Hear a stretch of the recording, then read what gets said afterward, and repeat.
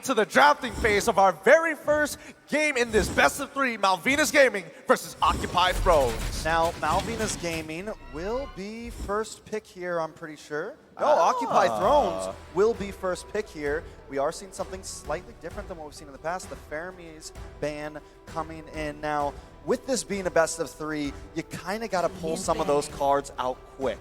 You don't want to hold too many blows. You are in the lower bracket. Everything's on the line, but Lo Yi? I think we saw her once in the group stages, if I remember right. You know, that popped up, but again, it's not something that you're used to seeing, right? At least banned out here. But this just highlights how, you know, with teams from other regions and everything else, how their playstyles can differ, how it can vary. And still, with it being a dire situation for you where you basically have one life here that matters, this is the time where you pull out those tricks. This is the time where you pull out that strategy that might be your comfort that you're used to playing here, where, again, we've already seen kind of a trend established for M4's meta. But, I mean, aside from that Wan ban, Fairness once in a while, but the Lu Yi being banned is not something typical. On the other side, though, Malvinas taking out the carry, too, the carry, the joy, the glue. These are heroes that have just been all over the place, especially that carry. Well, personally for me, I'm just hoping to see a different blue side starter here. I'm tired of the Eves, I'm tired of the carries. I want to see something else. First, pick something exciting, and is this the excitement that I'm getting? Did I jinx it? Come on, lock it in. There we go. It's going to be Kaja, first picked on the blue side for Occupy Thrones. Now, it's not the Franco that we wanted to see. It is the Kaja again, which we still like, and it's just well-rounded. It's flexible. Of course, I feel like we've seen a lot more roam Kaja, but if you have to, you can move it around. Now, Malvinas Gaming going to respond by picking up the typical Yve, and they still have something else to follow. Do they go into a gold or a mid or a jungle here? I think they could possibly, we see them pick up the XP lane. That might be a viable option, whether you go to Lapu Lapu. Yuzhong has been highly contested as well. You still have actually quite a bit of options, but even going back on the first pick, the priority pick for the Kaja, I think the value's there just because you have an on-demand targeted ultimate, right? It's actually okay. And you can play around that because, again, this is a team that had very high average kills from the group stage despite not being able to win a game. So Kaja is a great start to hopefully taking this game number 1 here. The Grok pick to complement the Eve is there. We still don't know 100% how this is going to be played exactly, but still, with the next couple picks from Occupy Thrones, Valentina comes out here looking to take the real-world manipulation or the wild charge possibly, and also there's the Lapu Lapu being locked in. Personally, I'm taking it at face value, right? I'm seeing the Grok. How are we going to face check brushes? Well, they have a Kaja, so Grok just seems like a very natural answer for the time being. It might prove very vital later on because both sides haven't really shown what their gold laner is going to be. The Lapu Lapu, again, something that I would have expected Malvinas Gaming to pick up within the first rotation rather than the Grok. Rather interesting for me, but the Valentina is just always good into specifically against the Eve matchup. Later on into the game, it is a little rough in the laning phase, though. Like it. Ranger, that's a second pick, but it does hold a 100% win rate right now. So, I mean, if it's been working, maybe we will slowly start to see some more of this. The thing is at this point, I think they do, now with that being a damage dealer and not going your typical bulky jungler or even assassin jungler, I feel like he is a pretty easy target if the side of Occupy Thrones wants to pick up something, you know, like the Ling or an assassin. Yeah, the fact that they banned out the Yuzhong here, I'm guessing they could set up for something. They could set up for, you know, a shorter range marksman. There's a good chance that they just want to eliminate as many EXP laners because it feels like it's pretty, well, stable, or at the very least the roles are locked in. But let's not forget that the Grok can actually go into the EXP lane, and I hope that Occupy Thrones keep that in mind. But let's have a look at a quote coming in from Dragon, who is ranked first in damage dealt, shared at 26.9% amongst all EXP laners here in M4. So basically what that means is he likes to be scrappy, right? He likes to be in all those fights because honestly, if you look at XP laners, again, we're highlighting them even from yesterday or actually throughout the entire M4 tournament. They kind of play different two styles. It's either you're more focused on splitting those lanes, putting pressure around the map, or you really like to just be in the fight time after time. And Dragon's one of those, right? I mean, there's a couple people that come on the top of your head when you're thinking about exactly who those people are, but Dragon being one of them and having that statistic there pretty much shows he likes to be in the action, and at the same time, that still wonders, is this the Grok going in his hands? Because now we've seen it in the roam, we've seen it in the XP lane, and still, how does he want to play with that? Because weapon mastery's been working pretty great, especially when you're looking for those big setups, and again, that perfectly goes with his playstyle. Well, I think it's a matter of preference, right? It's like whether or not you want to have those like initial big damage catches when you have high and dry, or whether you want to scale even harder with the Weapon Master. And now with picks already coming through so fast, Lolita already locked in for the side of Malvinas Gaming, but coming back to Occupy Thrones, the Fanny has been open up for a very long time. So again, that's why you can see the smiles coming in. They know, hey, there's no way you can really lock us down anymore. Yeah, but they could still, or no, they've already got the Lolita. You're right, and it's going to be fair. I was just thinking, well, you can still flex the Grok, but no, they've already flexed the Grok. Lolita will be in the mid, and yes, when I saw that Cho get banned out by the side of Occupy Thrones, I was like, oh, we're getting an assassin here. We're definitely getting something highly mobile, highly moving, and this could definitely be the death sentence for Malvinas with that pick. The thing is, he's for the side of Malvinas. I'm trying to think if there's anything they could pick here to possibly lock that down. They do still need a gold lane. No, yeah, they still need a gold laner. Maybe a gold lane Saber. I was gonna say we could see something surprising here, especially because you have the Granger into the jungle already. It's gonna be the Lunox. So you were asking about it earlier in the previous series. Now we're gonna see it. I mean, you have the Brilliance to get away. You know, if you do get those ganks, you're a bit maybe less vulnerable than other gold laners, but you still don't have the lockdown for the Fanny. I was thinking maybe a Moskov. You guys were saying Saber, something to bring that down, so I'm a little iffy about it. Honestly, it really, at the highest level, you expect a Grok to be able to kind of lock off particular angles and kind of funnel Fanny into a death trap, right? That's what we should expect to see from this game, but I don't know, it's still hard. Fanny is a really creative hero, and it's a dynamic way of getting in and out of fights with the steel cables. You have so much more flexibility than so many of your opponents out there. Yeah, I think, again, you make good points. It really just comes down to how to utilize the Grok. You're going to have to shut down that Fanny. Now, even I believe the Kufra was open, so I would have liked to possibly even see a Kufra, but Lolita is still a great option. With that being said, it's time to roll into a game of our final best of 3 here today. Are you ready? Because it is Occupy Thrones up against Malvinas Gaming.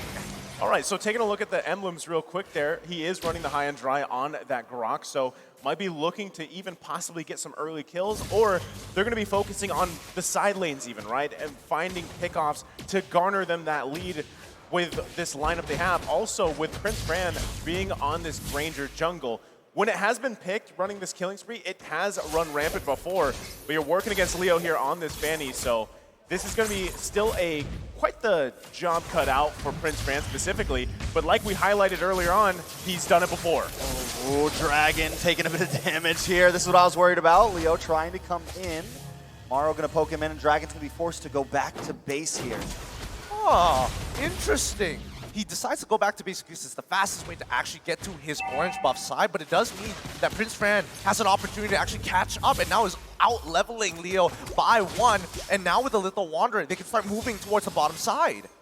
Most definitely. Fury looking for something. I like the aggression from both teams here. No one too scared to get in the other team's face. At first, I was a little worried the way Maro was playing. I thought it was going to give Prince Fran a lot of trouble, but Malvinas Gaming answering back.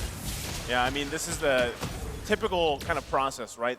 All this, the farming, the poking back and forth until the first turtle of the game. Maro, though. Oh, Maro taking a lot of damage. Prince Fran looking for something there, but still unable to find it. I think he would have. He had his ult, right? He could have 100% secured the kill on that one, but here comes Leo! Oh, here comes Leo! I mean, what else can you say about that? You can see it coming, the steel cables, and then the doom is near. I mean, that's why when you have a Fanny across from you, you really don't want to be like you don't want to be at a 4th of health, right? Especially this early on. You know the burst is going to be there already. So this is already an advantage. Dragon going to get poked again. Trying to set up here. Oh, Hulk comes in with the bravest fighter.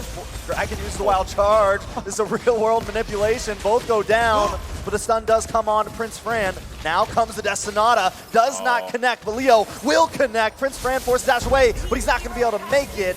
Leo picks up another kill, putting him at 2-0. Things are looking so good for Occupy Thrones. They have a really good idea of what they want to do against Malvinas Gaming, and unfortunately for Prince Fran, I think he's a little too hesitant on his ultimate. His ult? Yeah. He should be using it more often to initiate fights, to get the initial slow. Yeah, I mean, that's what I think too, and you can already see, right, Leo's off to a great start here, and I feel like if you didn't catch it during the draft, that's why he was clapping, right? He locked in this hero of his, that he loves the Fanny here.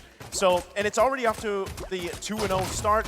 Itemization-wise too, everybody's still working on that first big item of theirs, but with this gold lead going in favor of Occupy Thrones, they're in a great position here, especially, again, Maro on this Kaja has Flicker in just a couple seconds here. Might be looking for a Divine Judgment play if he can find one.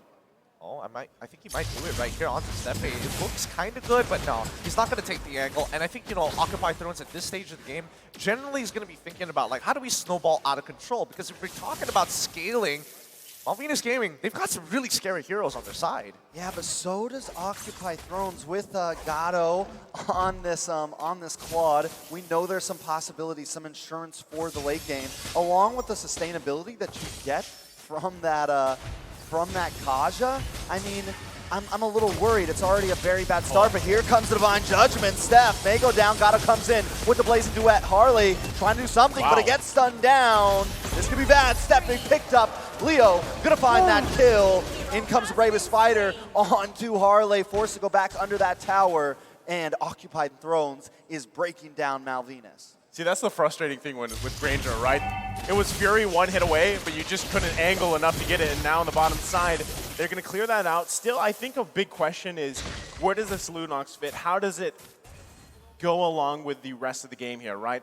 Joel Crew having the mystery shop here, going to be working towards building those items as fast as possible, because that burst damage, especially from the Chaos Bolt's obviously pretty scary, even at this point in the game. Dragon, though, should be just fine. Gonna have to recover, but still, you don't want to be low health here, especially with a Fanny across from you. And this should set up Occupy Thrones, possibly for another turtle. I think for now, they're definitely going to get the turtle, but I feel like if this game continues in the direction that I think it's going, and looking at the game status of how the position of Occupy Thrones is right now, it's going to spiral out of control. Leo, he's already previously 2 levels ahead of Prince Fran, now only, well, still 2 levels. He needs to start pushing into the enemy jungle and continuously pulling attention to himself so that the laners can do their job. Lapu is already controlling the Grok. We look down bot side, they're already setting up for a potential one-shot kill with a Divine Judgment onto this Lunox. I mean, even looking at the items, right, you have Joel Crew finally getting that Clock of Destiny locked in here. A couple more items. Pretty much at this point, everybody has that first crucial one. A lot of Blades of Hephaestus as well across the board. But still, how does that transition to these early team fights, these early skirmishes, especially with Turtles? I mean, at this point, you're kind of just giving it up if you're Malvinas Gaming.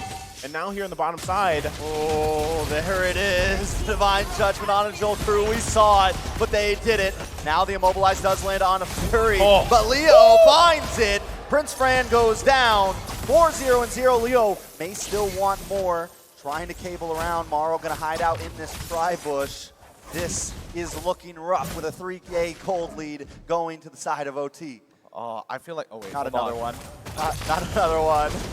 Okay, he's going to get out here. I don't think it would have been another one. I don't think anybody has enough damage to really put the play out here, but Maro completely disrespecting the spacing on purpose, and he knows where everybody is on the map. I mean, they're still going at it here, right? Maro in complete control. Top side, though. Dragon going to get taken down pretty easily. Leo's just unleashing. I mean, this is just a Leo show in the jungle, but still, you complement it so well once again with Maro on the Kaja here. And you're wondering, we haven't seen Franco much. Well, that's because there's Kaja. It's on-demand targets. Oh, but the Destinata does land on Maro, finally. Arle picking something up. Leo trying to find one of his own, though. Moves in, but it's a little bit too much more than he can chew. But now with the turtle up, Steffi Gonna maybe try to zone this away. Fury getting a couple pokes in. Hulk is here as well, but I think we're at now a bit of a standstill. Yeah, I don't think this is good for OT at all. Right now, Fanny doesn't have her purple buff. She needs to go back, pick it up, and then come back in. Malvinas Gaming are unaware of this, or I didn't notice that Leo only had the orange buff at that point of time. They technically could set up, and yes, they are hovering ready in flank positions to get rid of somebody. Ooh, and look at them. They're going to come on to Hulk. That's the target. Mission completed. Hulk goes down. This could give Malvinas a little bit of a chance, but wait, Prince Han is the first one to fall. Leo now looking for the next one. The Numenon Blast lands down, and the damage is in. Brilliant's forced to come out just to get away, but Dragon still falls. Morrow taking a bit of damage, but Leo's on the hunt. He wants one, he wants two, but he just can't find it. Back to the reset for the Turtle. Man, so this is frustrating if you're Prince Fran because, what, in 1 to 2 seconds, you're just deleted? I mean, it's so hard to even play around that because you literally have one dash on this Granger here, and especially with the Malefic Roar being picked up by Leo, this is 7-0, right? He's just massive in this game so far. They might even have just free control on this Lord.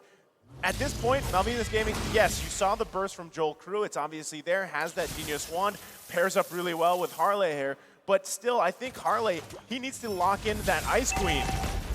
Yeah, wait a second. World Manipulation comes on, Destinata lands! Fury 77 will go down along with Morrow. This could give Malvinas a chance over this Lord. This is a huge swing, honestly, but wait. Leo, don't do it! Leo wants to come in, trying to find the moment. Gato comes in with the Blaze Duet. Harley and Steffi are melted down, but Hulk is here with the bravest fighter, trying to lock on, but they're on the chase, and Hulk goes down. 2-for-0 trade currently. Gato forced to back off, but Malvinas Gaming know their health bars are low, and Leo's still in the field, so we're going to wait to get this Lord. That took discipline. I mean, you saw the Chaos Bolt was committed from Joel Crew. They whittled down the Lord, to less than half health? And they still pulled off Prince Fran, deciding to go on the members of Occupy Throne. Speaking of Prince Fran, almost gets caught down. Gato finds it. Numenon Blast does come down, lands on to Fury, but now they are out of the real-world manipulation. Oh, wait a second, big flicker! Dragon finds his connection, and Fury 77 goes down. Ladies and gentlemen, we got a bloodbath. Oh my goodness, Dragon, the difference maker right now. And I get where you're coming at. It does take a lot of discipline to pull back. I think Occupy Thrones made a smart decision of throwing bodies to actually try and chunk Malvinas Gaming as much as they can to get them off of that Lord. Their lead, their 3K lead, now only cutting down to a 2K lead. Oh, potential dive down bot side though. Oh, tries to get it off, but gets stunned. Wait a second, Morrow is here to help out, but wait, that's a little bit too much. Forced to back off, but he does save Hulk. I mean, these are great moments for Malvinas Gaming. Don't get me wrong, right? Even itemization-wise, they're finally getting some of the items they need there. Like I mentioned, Harley's got the Ice Queen wand now. Dragon picking up a BOD here. But still, all that happened, they don't have any turrets down, guys. They need to get space on the map here, and that's why you see them struggling so much to actually get this Lord. It was about a 4K gold lead for Occupy Thrones at one point, but they're still going for picks here. They're still trying to get kills because they know we don't have this objective control that we need, despite us winning some of these skirmishes. And even Occupy Thrones doing a great job at just keeping them there. Oh, this is bad. Dragon will get picked off, and that is huge. Steffi just wastes the Numenon Blast. That is a lot of material. A man and ult down. Malvinas Gaming going to be forced to back off here. Oh, I mean, Steffi had the right idea. He wanted to flicker in, but they're about to lose the mid-tier too. Leo getting away with too much. Way too much. And Malvinas Gaming, honestly, you can't stop him at this point. The snowball is huge for Leo. He just needs to convert it into a lead. Oh my goodness. Oh, Destinata does come in, lands on tomorrow, but still not enough damage. Lord, wait a second, conceal play. Does Steffi have something up his sleeve? Joel with the flicker in. Yes, lots of damage. Fury 77 goes down. Joel Crew wants to find Morrow. He finds him, 2 down. Lord down to about 20%. Hulk in the back line, focusing on to the rest, but he will fall next. Leo, though, does find Prince Fran, make that a double for Gato. It's 3-2, but the Lord goes to OT. The battle continues. Leo goes down, and now it's Gato all alone. I don't know if that's a fair trade for OT. You even see Leo, right, on the camera. He goes in, gets the retribution off, throws his hands up. Was it worth it? That's still the question here. Now, finally, Malvinas Gaming, out of that whole trade, they're finally going to get a couple turrets in the tier 1, get a little bit of space to work with here. itemization-wise too, it's now at least they're catching up, right? Occupy Throne still holding on, but Gatto's gonna get even scarier. He's already got those 3 core items for this Claude here, also running the Vengeance. So Malvinas Gaming, as the game goes on, they're really gonna have to be careful on how they pick these fights because again, you're relying on Dragon to find that Holy Mary, wild charge setup if he can, but still the interaction, you're also relying on Joel through with Harley. They gotta work on this Lord, get it cleared up, get a reset going here, and try to find picks here. I'm actually on the opposite opinion. I think Malvinas Gaming is like, all right, take what you want. As long as we're not too far apart and we hit critical mass, we've got a really good opportunity to turn this around because that's the power of Lunox, who just scales to almost infinity here and makes it really difficult for Gatto, who has to take vengeance just to keep himself alive against... Whoa. No way. Just when we thought Leo fell off, the damage is still there at 13 minutes. Okay, bit of a breather there. Hulk should be able to get out, but yeah, Joel Cruel now with 4 full items. Gatto, he's got to be really careful. See, that's the thing that's kind of scary though with if you're Malvinas Gaming is whether it's Leo, whether it's Maro, there's so much potential in them to find anybody from Malvinas Gaming and make it a numbers advantage, right? The pickoff potential is huge because if there was even follow-up from that, Leo got Prince Fran down to 1 HP pretty much. And even if you take Prince Fran out, hold on. Well, speaking of freaking someone off, Dragon will go down. Steffi wants to find it. Destinata does not connect to anyone, though. Neither does that Numenon Blast. Harley brings it out, but wait a second, the response. Oh. Full man Numenon Blast! And Malvinas Gaming is wiped. Nothing but Harley left. That was a huge response for Fury.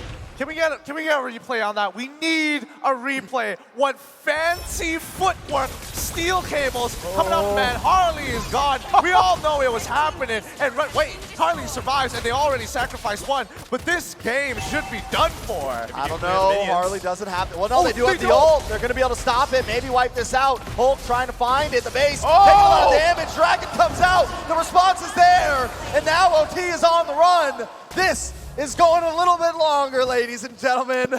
Oh no! I mean, it started with Leo cabling into his death, and unfortunately, everything was clear there with Harley, and now the Lord is up here. Is Malvinas Gaming gonna turn this game around? I don't know, this Lord should be able to go to them, and with the death counters being so long, they're going to be able to reclaim the map position. It was supposed to be over, but Malvinas Gaming is still in the throw. I can't believe that just happened. I am at loss for words at this point. And if Occupy Thrones lose this game, a lot of uncomfortable looks are going to be shown at Leo for what he did. Oh boy. Let's see how this is going to go because this is the point of time where Malvinas Gaming is really going to bite back. Their Granger, he finally has a decent number of items. Most importantly, we're looking at Joel Cruel, who's got everything down. Just needs some magic penetration, and any Athena shields are not going to matter. Oh, here comes a conceal play, though. Maro's going to get stunned up with the wild charge. Numenon Blast comes in.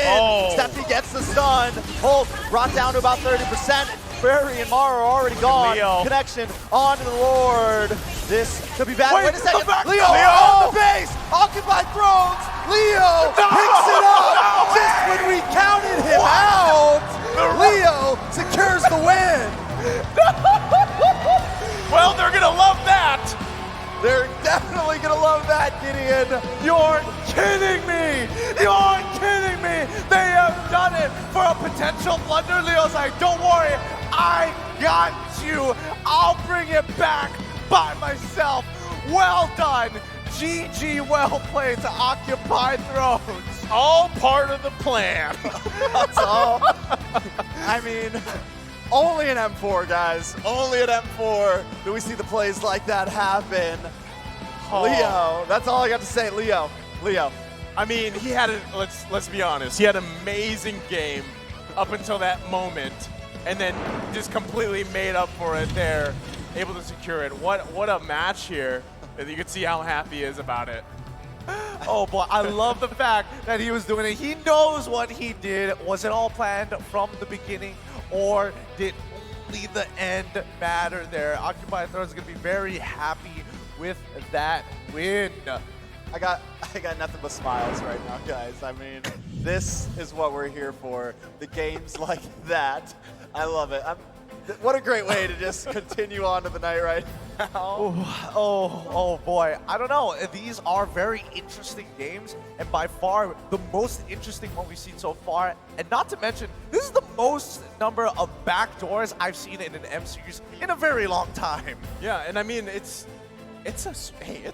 think what you want at home, right? It's a strategy.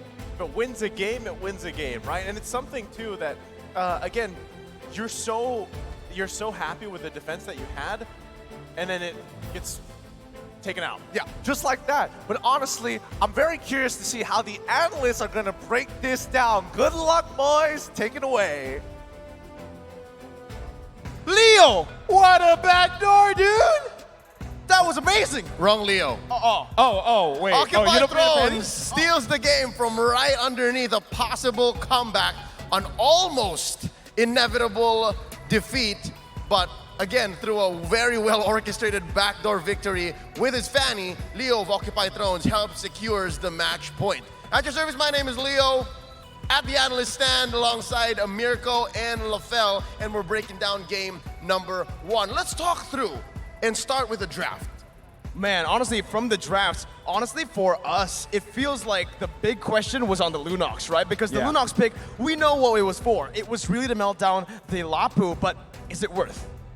Here's the thing, right? We're gonna look at the itemization. I feel like this is the moment we can talk a lot about the drafts, because looking at the draft, it's like we're looking for synergy. We're looking at why, because every single hero, there is a purpose for it. And looking at the draft from Malvinas Gaming, having the Granger, you want a lot of pressure in early stages of the game. And even Gideon said is like, why are you saving your ults? Just let it out and then try to get something for it. Because in this game, Malvinas Gaming, looking at how they play, doesn't really synchronize with how they drafted. Yep, and Occupy Thrones, the way that they drafted was, I guess, very fundamentally sound. There was so much catch and so many backup plans. And if you're gonna look at that first pick, right, that Kaja, I've spoken to Maro many times leading up to this knockout stage bout, and he prefers other heroes. But the fact that the Kaja was their first pick made it all the more evident that they had a plan going into this game 1. It really showed, right? They really wanted to stop that real world manipulation. Here in this game, Harley was untouched. But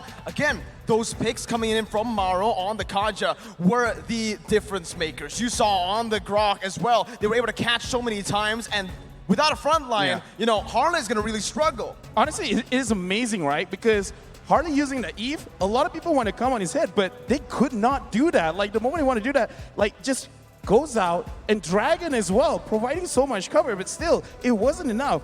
And all because Occupy Thrones, like you said, has so many options. Yep, given the fact that the heroes that Occupy Thrones have picked up to, again, answer what Malvinas Gaming put on the board here, these are the metagame predators. These are the metagame boogeymen, boogie people. The Grok, the Eve, the Lolita, and I think it came into something of understanding between Occupy Thrones members that, again, as our friend Naisu said, They practice their minds off. Coach Mundo jumped in about a week or so before they flew out, and I did not expect for Occupy Thrones to have unlocked their potential this way.